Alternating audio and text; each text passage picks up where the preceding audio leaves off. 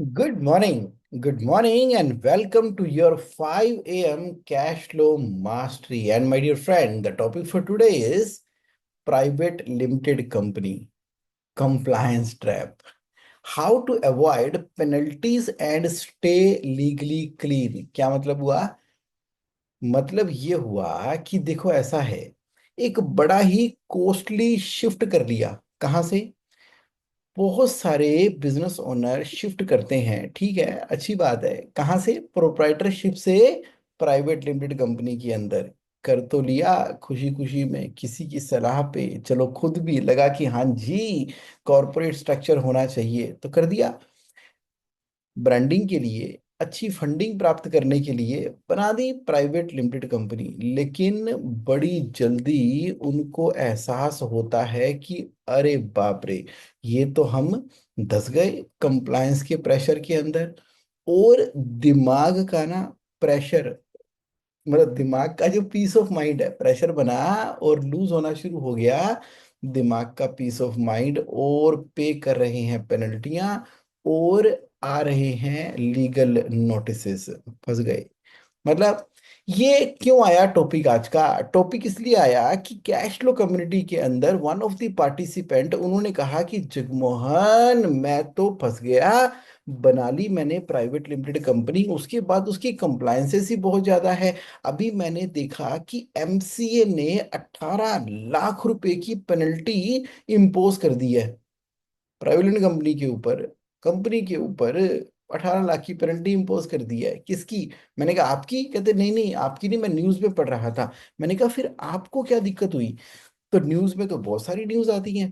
कहते देखो जी ऐसा है कि कभी कोई रिटर्न फाइल करनी होती है, जब से मैंने प्राइवेट कंपनी बनाई है तो ना जाने कितनी सारी कंप्लाइंसेस हैं। अच्छा, डायरेक्टर के केवाईसी भी होते हैं, एमएसएमई की रिटर्न भी जाती है। बैलेंस शीट तो चलो फाइल करनी है, एनुअल रिटर्न फाइल करनी है, जो शेयर होल्डर की डिटेल फाइल होती है वो तो हम करते हैं। वो पीछे क्या हुआ था, 1-2 साल वो चीज रह गई थी, फिर उसको कंपाउंडिंग के साथ में इंटरेस्ट, मतलब पेनल्टियां 100 रुपीज पर डे के हिसाब से करके जमा कराना पड़ा। फिर बोर्ड मीटिंग भी करनी पड़ती है, एजीएम भी होते हैं। मैंने कहा वो तो part and parcel of the private limited company है ना, तो कोई ऐसी बहुत बड़ी परेशानी वाली बात तो नहीं है। लेकिन वो कहते हैं आजकल तो ये हो गया है कि अगर रिलेटेड पार्टी, हाँ जी, रिलेटेड पार्टी को भी अगर हमने कोई पेमेंट की है प्राइवेट कंपनी के अंदर, अब ठीक है ना, वाइफ के नाम पे सैलरी जाती है, रेंट तो हम ले ही लेते हैं, इंटरेस्ट ऑन अनसिक्योर्ड लोन होता ही है, तो ये सारी तो रिलेटेड पार्टी हो गई। अब कोई AOC 2 नंबर फॉर्म होता है, क्या वो भी फाइल करना पड़ता है? कहाँ पर? एमसीए डिपार्टमेंट के अंदर। अरे उसका डिस्क्लोजर होगा, अगर डिस्क्लोजर नहीं होगा तो पेनल्टी लगती है। तो उन्होंने कहा कि देखो मैं तुम्हें एक लिंक दे रहा हूँ। बड़ा अच्छा किया उन्होंने, मुझे लिंक दिया और मैंने उस लिंक को स्टडी किया। ये देखो यहाँ पर क्या लिखा हुआ था, non disclosure of related party deals, MCA ने 18 लाख की पेनल्टी लगा दी। रजिस्ट्रार ऑफ कंपनी ने बीजीआर माइनिंग इंफ्रा कंपनी के केस के अंदर कुछ इस तरह से काम किया, जहां पर क्या हुआ था, एक कंपनी है और उस कंपनी के अंदर यह और वह हुआ। हैदराबाद की कंपनी है, लग गई पेनल्टी। कहते इतनी इंटरेस्ट में पेनल्टी मेरे ऊपर भी लगने की संभावना है। मैंने कहा ठहरो, पहले इसको ना अच्छे से स्टडी करते हैं और फिर बात करते हैं। बात क्या निकल कर आई? बात ये निकल कर आई कि देखो, अगर आपकी रिलेटेड पार्टी है, कहाँ पर? प्राइवेट लिमिटेड कंपनी के अंदर, उसके साथ में आप ट्रांजेक्शन करते हो तो एओसी चाहिए होता है। कब चाहिए होता है?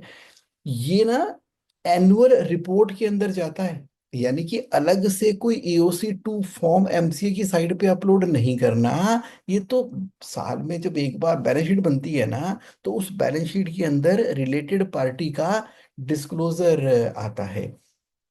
कोई भी कॉन्ट्रैक्ट किया हो, एग्रीमेंट किया हो, अरेंजमेंट किया हो रिलेटेड पार्टी के साथ में, जैसे कि वो अगर अमाउंट आर्म्स लेंथ प्राइस के ऊपर नहीं है, मान लीजिए वाइफ को सैलरी दे दी 42 लाख रुपए महीना, क्यों भाई?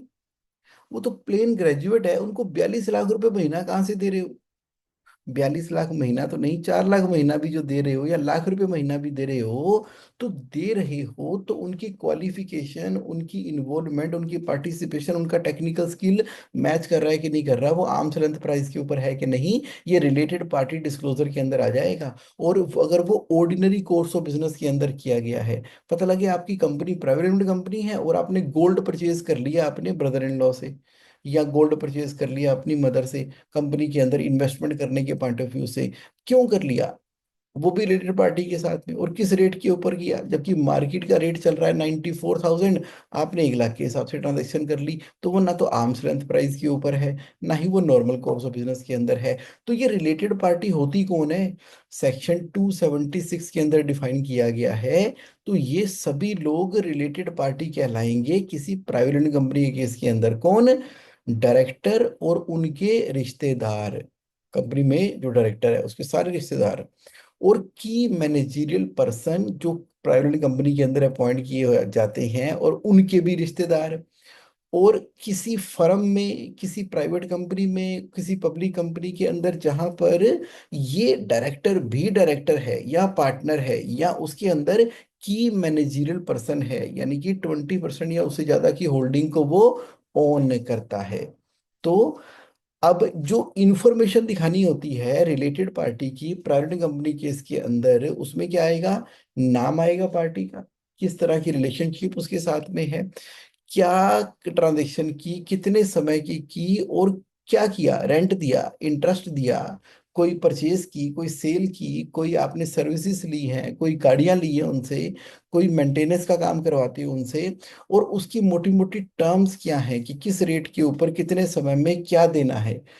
तो जस्टिफिकेशन क्या है कि इन्हीं के साथ में ही क्यों ये बिजनेस करने की जरूरत पड़ गई, और कब बोर्ड ऑफ डायरेक्टर ने इस बात का अप्रूवल दिया था, यानी कि बोर्ड मीटिंग करनी जरूरी है। और शेयर होल्डर का अप्रूवल तब चाहिए होता है जब वो कंसेप्ट ऑफ मटेरियलिटी को इफेक्ट करता है, certain transaction in which the approval of share holder is required. मान लीजिए आप कंपनी का प्लॉट सेल कर रहे हो, लाइक दैट, वो जो की ट्रांजेक्शन्स हैं वो करते हो, तो शेयर होल्डर का अप्रूवल चाहिए, नहीं तो बोर्ड ऑफ डायरेक्टर की मीटिंग के अंदर तो उसको मेंशन करना ही पड़ता है। किसको? AOC 2 को। वो क्या है? Related party. यानी कि अगर आपने रेंट भी ले लिया अपनी कंपनी से तो उसका भी डिस्क्लोजर आएगा। तो क्या कोई MCA में फॉर्म फाइल करना है? नहीं, फॉर्म नहीं फाइल करना। जो आपकी बैलेंस शीट बनती है ना, वहां पर डिस्क्लोजर की रिक्वायरमेंट है बोर्ड ऑफ डायरेक्टर की, बोर्ड रिपोर्ट के अंदर आता है। कब करना होता है? MCA में तो नहीं फाइल करना ना। तो ये एनुअल रिपोर्ट का पार्ट है, तो AOC के फॉर्म के साथ में फाइल हो जाता है with in 30 days of AGM। वो जो एनुअल रिपोर्ट जाती है उसके अंदर डायरेक्टर रिपोर्ट तो होती है, सेपरेटली कुछ नहीं फाइल करना होता। तो यानी कि डिस्क्लोज करना होता है। तो यहाँ पर क्या पॉइंट निकल कर आया? पॉइंट ये निकल कर आया कि देखिए ऐसा है, अगर प्राइवेट लिमिटेड कंपनी बना ली है तो ठीक है ना, तो उसमें कोई डरने वाली बात नहीं है, सिर्फ अवेयरनेस वाली बात है। तो ये थोड़ी है कि मर्सिडीज गाड़ी खरीद ली है तो डरते ही रहो, ओहो पेट्रोल ज्यादा पीती है, ओहो ये तो बड़ी मेंटेनेंस मांगती है, अरे ये वो। तो दो गाड़ियां रखो अपने पास, मर्सिडीज हो गई किसी एक पर्पस के लिए, और दूसरी छोटी गाड़ी हो गई जो आप सब्जी लेने जाते हो या अपनी फैमिली के साथ आसपास कहीं जाते हो, तो दोनों गाड़ियां रखो, तो उसमें क्या दिक्कत है? तो उसका अपना पर्पस होगा, इसका अपना पर्पस होगा, उसका पर्पस कंफर्ट, लग्जरी और आपकी जो शौक है उसको पूरा कर रही है, और बाकी गाड़ी उसको पूरा कर रही है। अब उसकी मेंटेनेंस कैसे करनी है? पहले से EMC लेके रखो। जो लग्जरी गाड़ियां आती हैं उसके अंदर 5 साल की एक्सटेंडेड इंश्योरेंस मिलती है, वारंटी मिलती है, सर्विसेज के तरीके होते हैं, बहुत सारी तरीके हैं। यानी कि अगर आपने प्राइवेट लिमिटेड कंपनी बना ली तो प्रॉपर अवेयरनेस होनी चाहिए, कोई बहुत बड़ी बात थोड़ी हो गई है। तो वैसे तो मैं कहता ही हूं कि प्राइवेट लिमिटेड कंपनी, अगर आपको ऐसा लग रहा है एक वजह से कि इसके ऊपर डिविडेंड टैक्स लगता है, कि कंपनी ने जो प्रॉफिट कमाया अगर इंडिविजुअल के पास जाएगा, तो LLP बनाओ, लिमिटेड लायबिलिटी पार्टनरशिप बनाओ। वैसे भी जब आप प्रोप्राइटरशिप या पार्टनरशिप फर्म से अपग्रेड करके कॉरपोरेट स्ट्रक्चर के अंदर जा ही रहे हो, तो वहां पर क्या होना चाहिए? लिमिटेड लायबिलिटी पार्टनरशिप होनी चाहिए। पर कोई चिंता का विषय नहीं है। यहाँ पर हम देखते हैं, जान लेते हैं, समझ लेते हैं कि आखिर जब मैंने बना ली एक प्राइवेट लिमिटेड कंपनी तो उसके अंदर कंप्लायंसेस करनी कौन कौन सी है। पहली, बोर्ड मीटिंग बहुत जरूरी है करनी, यानी कि मिनट्स ऑफ मीटिंग बनने चाहिए आपके यहाँ पर। सॉफ्ट कॉपी में बनाओ चाहे हार्ड कॉपी में बनाओ, अगर सॉफ्ट कॉपी में बनाते हो तो उसके ऊपर भी ना चेयरमैन के सिग्नेचर चाहिए होते हैं। एनुअली उसको आप निकाल सकते हो प्रिंट की फॉर्म में, या डिजिटली साइन कर सकते हो। किसको? बोर्ड मीटिंग को। हर क्वार्टर में एक बोर्ड मीटिंग तो होनी ही चाहिए। उसमें कौन प्रेजेंट था? लोग क्या करते हैं, विदेशों में इधर उधर होते हैं और बस बोर्ड मीटिंग करते नहीं है, जब जरूरत पड़ती है तो बोर्ड रेजोल्यूशन आता नहीं है, बोर्ड रेजोल्यूशन का सीरियल नंबर ही नहीं पता होता। पता है ना, बहुत सारे काम जो है बोर्ड मीटिंग के अंदर है। अगर कंपनी ने कोई बिजली का मीटर भी लगाना है ना, तो वो भी बोर्ड मीटिंग में ऑथराइज होता है। कोई बैंक अकाउंट भी खुलवाना है, कोई ऑथराइज सिग्नेटरी चेंज करना है, कोई नया डायरेक्टर अपॉइंट करना है, डायरेक्टर को रिजाइन करना है, कोई फिक्स्ड एसेट्स की कोई डील करनी है जिसके अंदर रिलेटेड पार्टी इन्वॉल्व है, इन सभी कामों के लिए बोर्ड मीटिंग करना जरूरी है। और 4 बोर्ड मीटिंग तो होनी चाहिए। हम कहते हैं बोर्ड मीटिंग है तो क्या करते तो है ही, लंच डिनर करते करते, ब्रेकफास्ट करते करते हमारी बोर्ड मीटिंग हो जाती है। नहीं, वो बोर्ड मीटिंग नहीं है, वो आपकी डिस्कशन है। आप डायरेक्टर हो, फादर सन बेटा वाइफ मदर सब डायरेक्टर हो, लेकिन आपकी कंपनी के अंदर बोर्ड मीटिंग होनी है जिसके मिनट्स बनने हैं, जमा होने हैं। कहाँ पे? आपके इंटरनल रिकॉर्ड्स के अंदर। दूसरा, एनुअल जनरल मीटिंग करनी चाहिए। कब? विद इन 6 मंथ, यानी कि 31 मार्च खत्म हुआ तो 30 सितंबर से पहले पहले एनुअल जनरल मीटिंग करनी होती है। उसके अंदर कंपनी के बैलेंस शीट को रखना होता है, ऑडिटर को अपॉइंट रीअपॉइंट करना होता है, डायरेक्टर की अपॉइंटमेंट रीअपॉइंटमेंट होती है, कोस्ट ऑडिटर अगर आपकी केस में एप्लीकेबल है तो उसकी अपॉइंटमेंट रीअपॉइंटमेंट होती है। तो ये सारे काम हैं जो कि एनुअल जनरल मीटिंग के अंदर होते हैं 30 सितंबर से पहले पहले। और इसकी रिटर्न भी फाइल करनी होती है आरओसी के अंदर। कौन सी? MGT 7 एनुअल रिटर्न कहाँ फाइल होगी? MCA.gov.in के पोर्टल के ऊपर साल में एक बार फाइल होगी। और जो बैलेंस शीट बनी है वो भी तो अपलोड करनी है, किसमें? AOC 4 के अंदर। जितने फाइनेंशियल हैं साल में एक बार। और जितने भी कंपनी में डायरेक्टर हैं उनका ना नो योर कस्टमर KYC होता है, उसके अंदर नाम है DIR 3। हर डायरेक्टर को फाइल करना पड़ता है, हर साल फाइल करना पड़ता है, जिसके अंदर इंफॉर्मेशन है। और मान लीजिए कोई नया डायरेक्टर अपॉइंट हुआ, कोई एग्जिस्टिंग अपॉइंट डायरेक्टर रिटायर हो गया, तो DIR 12 नंबर फॉर्म तो जमा कराना पड़ेगा। कितनी बार? जितनी बार, जितना उतना। ओके।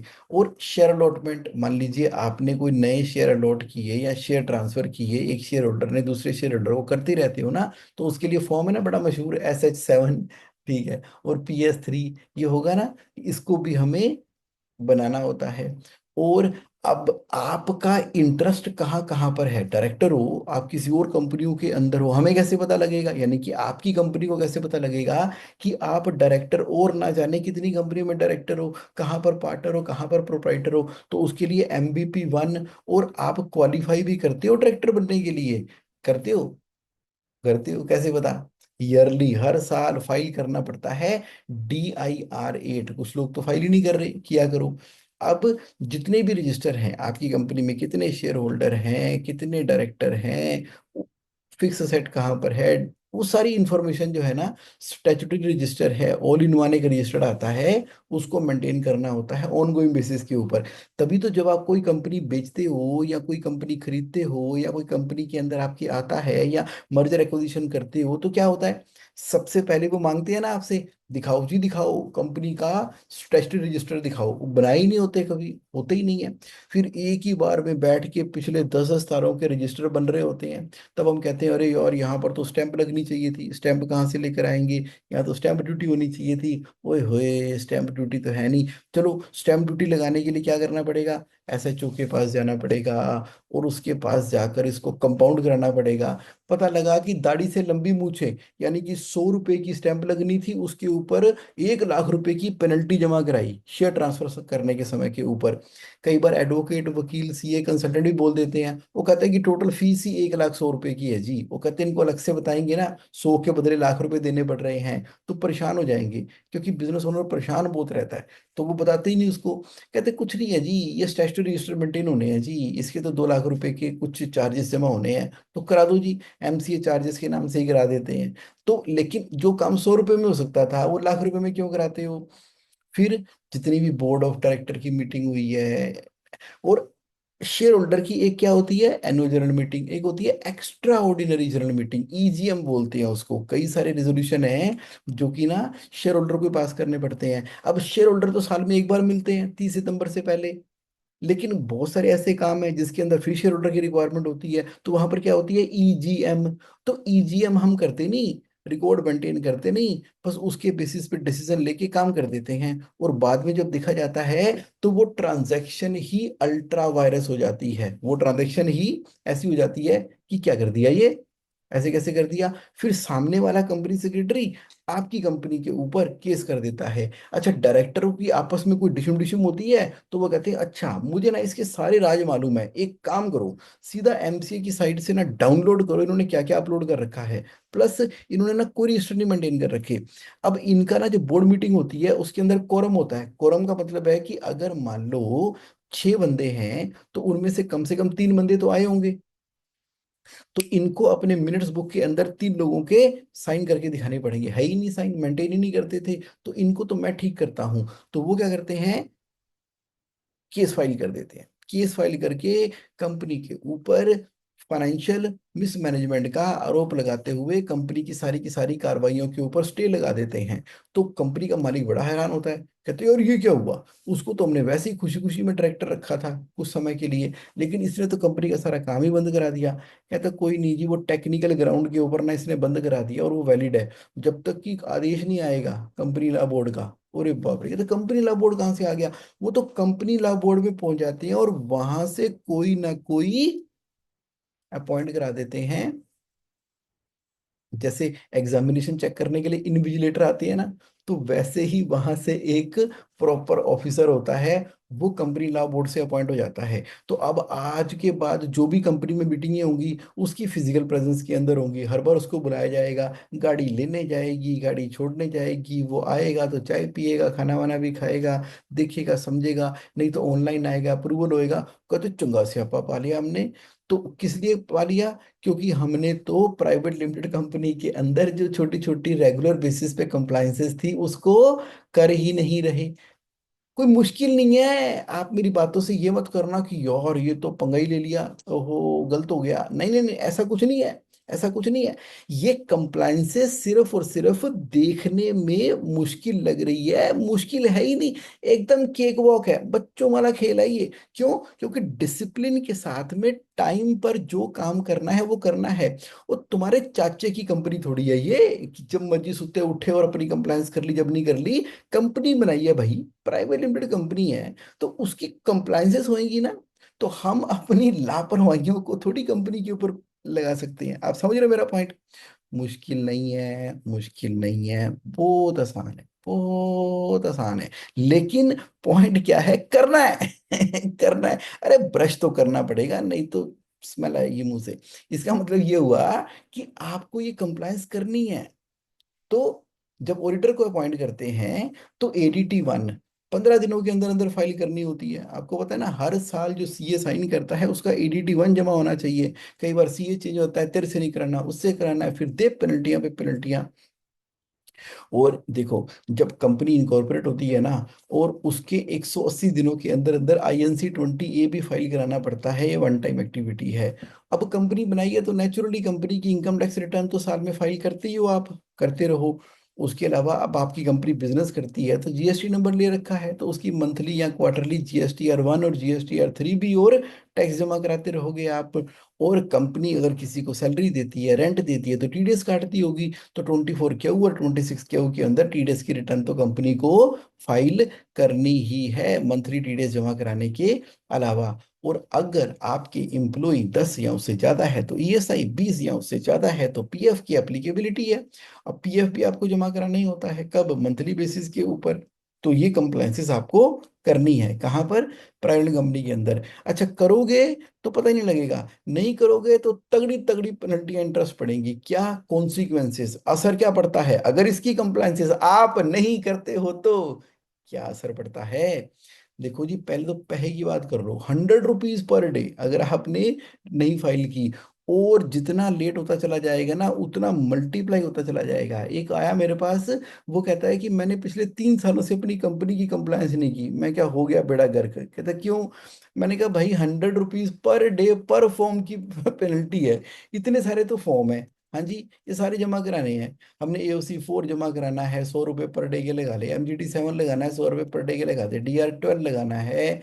और मतलब सारे फॉर्म मैंने उसको गिनवाए, उसको 100 से गुना किया। और उसमें ये भी होता है कि अगर डिले 1 महीने तक है तो कोई पेनल्टी नहीं, 30 डेज तक। डिले अगर 30 डेज से ऊपर की है तो 2 टाइम्स, फिर उससे ज्यादा है तो 3 टाइम्स, उससे ज्यादा है तो 7 टाइम्स।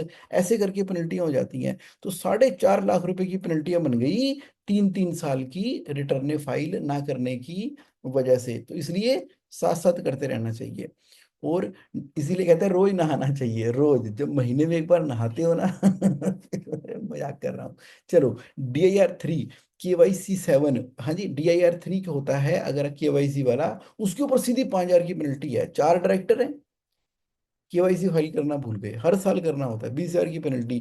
कहता है उतने तो यार मेरी नील की कंपनी है। ये मैंने बड़ा सुना है क्लाइंट्स को बोलते हुए। मैं CA हूं ना, चार्टर्ड अकाउंटेंट, इसलिए क्लाइंट वर्ड निकलता है मुंह से बार बार। लेकिन अब मैं कैश फ्लो एक्सपर्ट हूं तो बता रहा हूँ, बिजनेस ओनर। तो बिजनेस ओनर ना बार बार क्या बोलता है, वो जगमोहन भाजी, वो यार काम ही नहीं है कंपनी च कुछ। मतलब यार नील की रिटर्न जाती है कंपनी में, कोई काम ही नहीं है, ऐसे ही बना दी थी। वो कुछ नहीं जी, हमने तो ना एक ना प्रॉपर्टी लेनी थी। और हमारा कंसल्टेंट कहता है ये प्रॉपर्टी ना आप ले लो प्राइवेट कंपनी के अंदर। हमने कहा ले लो, तो ले ली। अब पड़ी हुई है प्रॉपर्टी, 5-7 साल हो गए हैं, लेकिन उसके बाद ध्यान ही नहीं था कि इसके अंदर कुछ करना भी था। वो कुछ नहीं है जी, वो नील की कंपनी है जी, नील की कंपनी। तो ये कहाँ से आपने प्रिंटिंग बना दी, जरा चेक करो कैलकुलेशन। अरे सर, प्राइवेट लिमिटेड कंपनी तो प्राइवेट कंपनी है ना, चाहे वो नील की कंपनी हो, चाहे वो खाली कंपनी हो, चाहे कुछ भी हो। तो ये सारी की सारी कंप्लायंस तो हर साल करनी होंगी ना, करनी होंगी। तो कहते मैंने तो यार 12-13 कंपनियां बना डाली। नए प्रोजेक्ट नई कंपनी, नई दुनिया नई कंपनी, उसके साथ पार्टनरशिप की तो नई कंपनी, इसके साथ पार्टनरशिप की तो नई कंपनी। मैं तो कंपनियां बनाता रहता हूँ। तो मैंने कहा कि फिर मैं क्या करूं? तो अगर आपने बनाई है तो कंप्लायंस करनी पड़ेगी। तो जितना खर्चा कंपनी को बनाने में होता है ना, उससे ज्यादा खर्चा कंपनी को बंद करने में होता है। क्योंकि दुनिया में लाना तो बहुत आसान है, लेकिन अब company is a separate legal entity. Solomon versus Solomon. आप कह रहे हो जुम्मन, एक तरफ तुम हंसा हंसा के बता रहे हो कि कोई कोई दिक्कत नहीं है जी, बड़ा आसान है। अरे मैं कह रहा हूँ रेगुलर आसान है। लापरवाहियां बहुत महंगी पड़ती हैं, बहुत भारी पड़ती हैं। लापरवाहियां नया किया करो, लापरवाहियां ना किया करो। अगर आप AGM नहीं करते हो ना, जो 30 सितंबर से पहले पहले है, 1 लाख रुपए की पेनल्टी है उसके ऊपर। और 5,000 रुपये पर डे उसके बाद का डिफॉल्ट है। अगर आप TDS लेट जमा कराते हो तो 1.5% पर मंथ का इंटरेस्ट लगता ही है, प्लस पेनल्टी भी है। और नॉन मॉनिटरी कॉन्सिक्वेंसेस भी हैं, जेल, हाँ हाँ, 6 महीने और उससे ज्यादा। यानी कि डिसक्वालिफिकेशन हो सकती है डायरेक्टर को, हाँ जी। कंपनी को डिफॉल्टर घोषित किया जा सकता है, जिससे आपकी होती है तगड़े वाली बेइज्जती। वो कैसे? जब आप किसी बड़ी सी जगह के ऊपर जाके बड़े से प्लेटफॉर्म के ऊपर बोलते हो कि चलो ठीक है मैं भी डायरेक्टर बना लेता हूँ, वो आपको डायरेक्टर बनाने लगते हैं। और बनाने लगते हैं तो पता लगता है कि आप तो पता नहीं कंपनियों में डिफॉल्टर हो। ओए होए, बड़ी तगड़े वाली बेइज्जती होती है। एक बहुत ही बड़ी पब्लिक पर्सनैलिटी थी, तो उनको किसी ने डायरेक्टर बना लिया, बस जो तगड़े वाली बेइज्जती हुई। तो उन्होंने पता नहीं कौन कौन सी कंपनियां निकल निकल कर आई, फिर वो मेरे पास आए। फिर हमने जैसे मर्जी कर कर आके उसको ठीक कराया। तो कंपनी डिफॉल्टर कहलाती है जी। और बैंक लोन भी मिलने से मना हो जाते हैं, टेंडर एलिजिबिलिटी हो जाती है, आप सरकारी टेंडर नहीं फाइल कर पाते। सुनो, पर्सनल लायबिलिटी डायरेक्टर की इस डिफॉल्ट केस के अंदर आती है। वैसे तो प्राइवेट कंपनी की लिमिटेड लायबिलिटी होती है, लेकिन इस तरह के डिफॉल्ट करते हो ना, तो डायरेक्टर पर्सनली जिम्मेदार है। ओ तेरी, लीगल नोटिस, प्रोसिक्यूशन और जेल भी हो जाती है फ्रॉड या नेग्लिजेंस की वजह से, अगर ये वाली कंप्लायंसेस टाइम पर नहीं की गई। क्योंकि लोगों का क्या है, कुछ तो लोग कहेंगे, लोगों का काम है कहना। मान लीजिए आपने कंपनी की एनुअल जनरल मीटिंग नहीं कराई, नहीं क्या कराई, हुई नहीं, पता ही नहीं था कोई फॉर्म भी फाइल करना होता है। दो पार्टनर में झगड़ा हो गया तो पहले पार्टनर ने दूसरे पार्टनर के ऊपर इल्जाम लगा दिया कि ये फाइनेंशियल फ्रॉड करता है, इसी वजह से इसने एजीएम नहीं कराई। क्योंकि एजीएम नहीं कराई, फिर इसने एनुअल रिटर्न नहीं फाइल की। अगर एनुअल रिटर्न फाइल करता तो डाटा उसके ऊपर आ जाता। बायजूस के केस में ऐसा ही हुआ था ना। बायजूस ने 3-3 सालों तक रिटर्न ही नहीं फाइल की, कोर्ट ने फटकार लगाई उसको कि भाई क्या कर रहे हो ये, what are you doing man. तो यहाँ पर जो है तरीके, इम्पैक्ट बड़े अलग तरीके से हो जाता है। और इन्हीं छोटी छोटी चीजों के साथ में ना रूटीन की चीजें हैं। ये जो कंसल्टेंट और लॉयर है ना, ये खेलते हैं इनके साथ में। तो बोलते हैं किसकी तरफ है, यानी कि तगड़ा वकील किसकी तरफ है, जिसकी तरफ तगड़ा वकील वो जीत गया। क्योंकि दूसरा वकील तो नेब होता है, पहला वकील इन्हीं कंप्लायंसेस के चक्कर में इतनी गोलियां चला देता है कि सामने वाला उसी के आंसर करते करते करते करते परेशान हो जाता है। पर कॉन्सिक्वेंसेस इसके बड़े सीरियस हैं। आप कह रहे हो जगमोहन एक बार खुल के बताओ, ये प्राइवेट लिमिटेड कंपनी की कंप्लायंसेस में इतना लफड़ा है क्या? नहीं, कोई लफड़ा नहीं है। फिर दोबारा से बता रहा हूँ, कोई चिंता वाली बात नहीं है, कोई कोई लफड़ा नहीं है, कोई दिक्कत नहीं है। प्राइवेट कंपनी बड़ी खुशी से चलाओ, सही चल रही है। आपकी जो है एलएलपी कंपनी चलाओ, बड़ी खुशी से चलाओ, सही चल रही है। लेकिन मैं आपको अवेयरनेस करा रहा हूँ कि जो गलतियां हो रही है ना, कि किसी प्रॉपर्टी ले ली, कंप्लायंस कर ली, नहीं कर ली, ये हो गया। और अच्छे समय सबको ठीक रहता है, बुरे समय के अंदर फिर अच्छे तरीके से आपस में झगड़े वगड़े होते हैं। तो पहले दिन से तरीके से चलो। मतलब मैं ये कहना चाहता हूँ कि बिजनेस ओनर जो हैं उनको हीट महसूस इसलिए होती है क्योंकि बड़े सारे फॉर्म है, टाइम कम है, और कोई कंप्लायंस एक्सपर्ट अपने साथ रखा नहीं हुआ, और मिस कम्युनिकेशन होती है सीए के साथ में। और छोटी सी कंपनी है जी, नील की कंपनी है जी, मैंने आपको बताया नहीं जी। और फोकस सारा का सारा सेल के ऊपर होता है, गवर्नेंस के ऊपर होता नहीं है। कोई रिमाइंडर का सिस्टम नहीं है, कोई डेडलाइंस फॉलो करने का तरीका नहीं है। और सच्चाई, काला सच ये है कि एक सिंगल मिस्ड कंप्लायंस जो है वो एक स्नोबॉल की तरह काम करती है, जिसमें कई सालों की लीगल और फाइनेंशियल डैमेजेस हो जाते हैं। आप प्रॉफिट कमा सकते हैं, लेकिन ये जो फियर ऑफ नोटिस है ना, वो सारा का सारा पैरालाइज कर देता है डिसीजन को।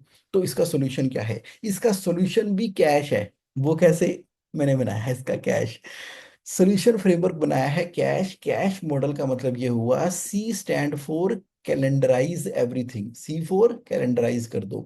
यानी कि बढ़िया सा कंप्लायंस कैलेंडर अपने कॉन्फ्रेंस रूम के अंदर पेस्ट कर दो। हम करते हैं ना FC 21 के अंदर, आपके कहाँ पर, कॉन्फ्रेंस रूम के अंदर पेस्ट कर देते हैं कैलेंडर। जिससे कि ना हर किसी को पता लग जाए यार कैलेंडर फिजिकली पेस्ट कर रखा है, ये हरा हो गया कि नहीं हो गया।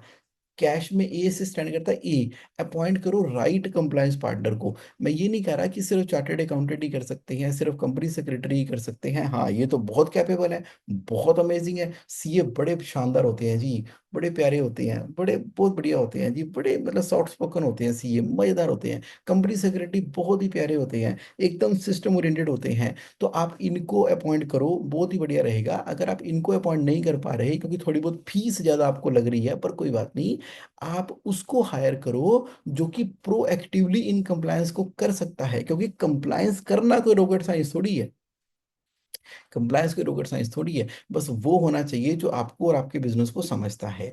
सिस्टमेटिक, S4 सिस्टमेटिक, सिस्टमाइज कर दो डॉक्यूमेंटेशन को। यानी कि डिजिटल फॉर्म के अंदर रखना है तो आपने फोल्डर बना लेना है कि बोर्ड मीटिंग का फोल्डर ये रहा, रजिस्टर ये रहे, फाइलिंग ऐसे करनी है, नोटिस और रेजोल्यूशन यहाँ पे रखने हैं। बस एक फोल्डर बना के रख दिए और कैलेंडर के ऊपर आ गया, तो उसी फोल्डर में जाके make a copy, date change की, आगे किया मेगा कॉपी, डेट चेंज की। और सभी तो रिपीटिशन होती है सब चीजों की, तभी तो कह रहा हूँ आसान ही इतना है, एकदम रिपीटिशन वाला काम है। ओके। तो अब H4 हेल्थ, हेल्थ चेक करते रहो क्वार्टरली बेसिस के ऊपर। अपने ऑडिटर को बोल दो कि भैया देख लिया कर क्वार्टरली बेसिस के ऊपर, मेरी कंप्लायंस तो पूरी हो रही है ना, कोई फाइलिंग तो नहीं मिस हो गई क्वार्टरली बेसिस के ऊपर, कोई डायरेक्टर तो डिस्क्वालीफाई नहीं हो गया, कोई रजिस्टर अपडेट होने से तो नहीं रह गया। सिंपल हो गया ना, कैश है तो ऐश है, कैश इज किंग। तो C4 calendar, A4 appoint a right compliance partner, S4 systematic documentation, H4 health checkup quarterly. तो अब अगर मान लो पंगा पड़ी गया है, जदो पंगा पै जावे, हो ही गया है ना, कोई बात नहीं, उससे भी बाहर आ जाएंगे जी, कोई दिक्कत नहीं है जी, बड़े प्यार से हम बाहर आ जाएंगे। कैसे? एक तो कंप्लायंस एक्सपर्ट को हायर कर लो जो बिल्कुल सुपर स्पेशलिस्ट एक्सपर्ट है। बिल्कुल जी, कर दिया जी, चार्टेड अकाउंटेंट जी आ जाओ, बचाओ जी, बचाओ बचाओ बचाओ, पंगा पड़ गया। ठीक है जी, आ गया। तो उसके बाद जो पेंडिंग डॉक्यूमेंट है ना, अब ज्यादा सोचना नहीं है, जो पेनल्टी बनती है ना उसको कंपाउंडिंग करा के जमा रखा खत्म करो, मिट्टी पाओ जी पिछले वाले काम के ऊपर, एक बार तो करना ही पड़ेगा। उसके बाद जहां जहां पर टाइम बार हो चुका है वहां कंडोनेशन के लिए अप्लाई कर सकते हैं। जैसे होता है ना कि आपने कार ले ली है, आपने कार ले ली, कार को लोन करा लिया, आपको पता है प्राइवेट लिमिटेड कंपनी के नाम से अगर कार लो तो उसको ना क्रिएशन ऑफ चार्ज करना पड़ता है, कहाँ पे जाके क्रिएशन ऑफ चार्ज करना पड़ता है, एमसी की साइट के ऊपर जाकर। और जब लोन वापिस हो जाता है उसका सेटिस्फेक्शन ऑफ चार्ज करना पड़ता है, वो पता ही नहीं है ये भी करना होता है। उस चक्कर में क्या होता है, जब बाद में पेनल्टी आती है फिर उसको कंडोन कराना पड़ता है कि सर गलती होगी, ठीक करना है, तो फिर एक एप्लीकेशन लगती है, वो सही हो जाती है। और उसके बाद अगर डायरेक्टर डिस्क्वालीफाई हो गए हैं तो कोई बात नहीं, सीएलबी में अपील फाइल करके उसको ठीक करा लिया जाएगा, प्रोसीजरल काम है, ऐसे हो जाएगा। और अब एसओपी बन जाएगी अपनी इंटरनली, स्टैंडर्ड ऑपरेटिंग प्रैक्टिस किसने करना है, क्या करना है, कब करना है, किस तरह से करना है, बढ़िया हो गया काम आपका। और अब क्या करना है कि अब ना जो है कर लिया, अब फाइनल थॉट ले लो, टाइम काफी हो गया, फाइनल थॉट ले लो, 30 मिनट हो गए हैं। फाइनल थॉट है कि देखो प्राइवेट लिमिटेड कंपनी चलाना बिना फाइनेंशियल और लीगल कंट्रोल के बिल्कुल उसी तरह से है जैसे कि आपने बहुत बड़ी बुर्ज खलीफा जैसी बिल्डिंग खड़ी कर दी लेकिन उसकी फाउंडेशन ही नहीं बनाई। अरे अगर फाउंडेशन नहीं बनाई तो वो ना एक दिन गिरेगी ही गिरेगी, गिरेगी ही गिरेगी। बोर्ड मीटिंग नहीं बनाते हो, फाउंडेशन नहीं है, एजीएम के मिनट्स नहीं बनाते हो, फाउंडेशन नहीं है, शेयर सर्टिफिकेट नहीं है, शेयर सर्टिफिकेट डिमेटेरियलाइज नहीं कर रखे हैं, SH7 वगैरह नहीं बना रखे हैं, शेयर सर्टिफिकेट भी आपके पास नहीं है, गिरेगी बिल्डिंग, ये बिल्डिंग गिरेगी आज नहीं तो कल, कभी ना कभी झटका लगेगा, जोर का झटका, हाय जोरों से लगा। तो अब टेक अवे क्या हुआ, कंप्लायंस।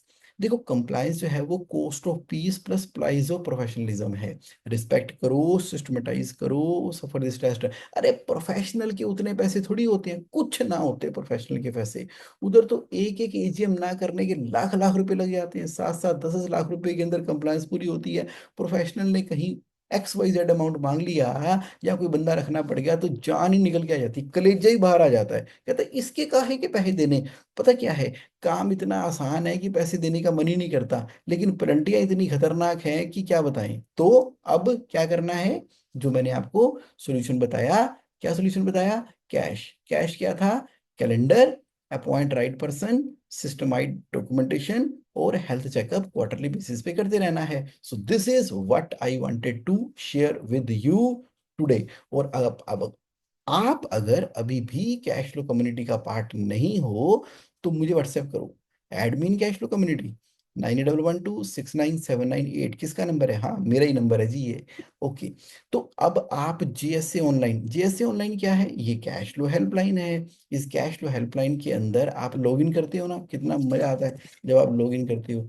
तो लॉगिन करके आप क्या कर पाते हो, आपको मिलते हैं अपने पर्सनलाइज क्वेश्चन के आंसर। आपको पता है ना ये कैश फ्लो हेल्पलाइन लगातार अपग्रेड होती रहती है। अब देखो क्या मस्त चीज इसके अंदर निकल कर आई है, ये आई है finance for non finance. Finance for non finance, अगर आप नॉन फाइनेंस के बंदे हो और आपको लगता है कि मुझे ना फाइनेंस सीखना है, ये देखो क्या चीजें निकल कर आई हैं इसके अंदर, कि बैलेंस शीट को कैसे पढ़ें और लेजर अकाउंट को कैसे पढ़ें। अरे फिक्स्ड क्या होता है, ये प्रॉफिट कहाँ है मेरा बिजनेस के अंदर।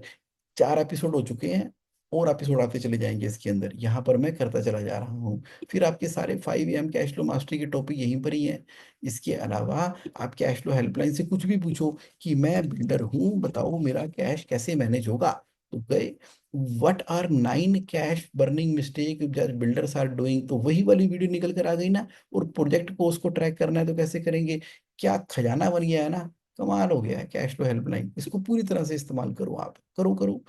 और thank you so much for your participation, आज थोड़ी सी 2 4 मिनट की वीडियो लंबी हो गई है बट कोई बात नहीं। Thank you for your participation, क्योंकि आपका ये क्वेश्चन था जिसको मुझे आंसर करना था। इसी तरीके के क्वेश्चंस आप कैश फ्लो कम्युनिटी में पूछते रहा करो। और मैं उनके जवाब देता रहूंगा। और ये कैश फ्लो कम्युनिटी मेरी थोड़ी है, ये हमारी है, ये आपकी है। ये देखो कैश फ्लो कम्युनिटी 1 से हो गई 2 से हो गई 3 से हो गई 4 से हो गई 5।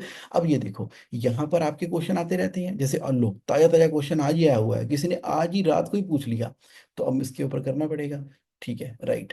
तो अब जो है क्वेश्चंस के आंसर आ जाएंगे, और इसी के बेसिस पे कैश फ्लो की मास्टरी होती चली जाएगी। ये तो सरबत का काम है जी, सरबत दा पला सबके लिए, सारे के सारे कैश फ्लो मास्टर। बारिश हो रही है तो पानी तो सबको मिल ही जाएगा, कि तेरा मेरा करते रहते हो, मेरा मुझ में कुछ नहीं, जो कुछ है सो तेरा, तेरा तुझको सौंप दे क्या लागे मेरा। चलो जी, मिल के कैश फ्लो कम्युनिटी के द्वारा एक रेवोल्यूशन लेके आते हैं, रेवोल्यूशन पूरे के पूरे भारत में। हर एक बिजनेस क्या है, प्रॉफिटेबल और कैश रिच। चलिए टाइम बहुत हो गया है, thank you so much for your participation. Have a great and amazing time. जो वीडियो देखेंगे इसको पूरा एंजॉय करेंगे। मिलते हैं नेक्स्ट सैटरडे एक नए सेशन के साथ। Thank you, thank you, thank you.